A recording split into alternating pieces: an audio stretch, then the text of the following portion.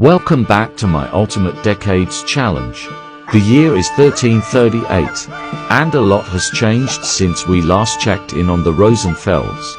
Our founder, Asher, passed away back in 1335, and while he left the family with enough money to stay afloat, his absence has been felt by everyone. Having been inspired by his father's lifelong work as a blacksmith, Moses secured an apprenticeship with a local jeweler and has hopes of opening his own business someday. Lena has been courting David Neller, a boy her age who lives just a few houses down. David just so happens to be the youngest in a set of triplets, and he and Lena have been scheming to get Moses together with his sister, Katharina, who they believe would be perfect for him. However, before we can get to the twins' marriages, there's a much more pressing situation.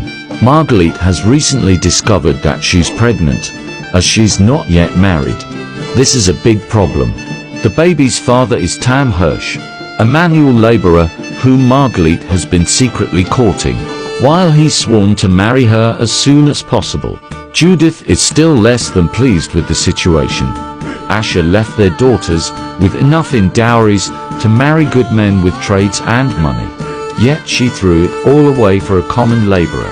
Marguerite is doing her best to stay positive. She's always wanted to have children, and she isn't the first and won't be the last bride to be pregnant on her wedding day. While she knows life with Tam will be far from luxurious, she truly does love him and believes they can make this work. Before we get to the wedding, we need to pop by the Berger estate to age up Lord Christoph's son, Edmund. Oh, and it looks like his wife, Lady Margaret, has gone into labor. Another boy for the Bergers. Looks like Edmund is excited to have a brother. Since a lot of you seem to like them, let's also check in on Lady Hildegard and Lady Elsabeth. The two of them live on the Crumbling Isle, in an estate gifted to Elsabeth by her older brother, Lord Gottfried von Windenburg. Lord Gottfried sent another gift away early in the summer. His mistress, Juliana Bretz, unalived very suddenly, leaving behind their bastard children, 6-year-old Jonathan and 3-month-old Anne. While he brought Jonathan to the von Windenburg estate to bring up as a knight, he didn't see an immediate use for Anne, but with a personal code of not turning back on one's blood, he entrusted his sister with her upbringing. Hildegard and Elsabeth were perfectly happy with it being just them and their prized horses, but having both experienced the pain of losing a mother, knew they couldn't turn Anne away. They'd come to love and care for her as a daughter, and wouldn't trade her for the world. Back with our main family. The clock is still ticking, so let's get this wedding underway.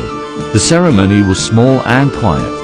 The synagogue occupied only by Judith and her children, but the young couple were no less delighted and relieved to finally be married. Marguerite's relationship with her mother remains strained, but she tries her best not to dwell on it. She and Tam are married. They've successfully avoided their child being born out of wedlock. That was enough for now. It had to be.